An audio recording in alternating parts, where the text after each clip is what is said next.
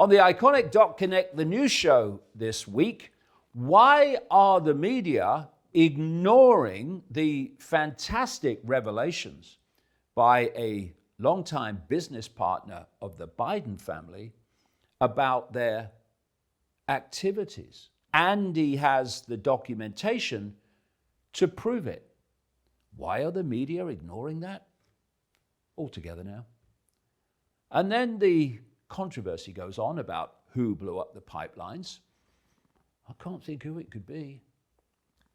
And the horrific conditions that January the 6th political prisoners are being held in Washington, D.C. and other jails around the country.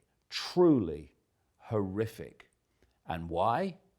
To intimidate everyone else into silence as part of the war on dissent.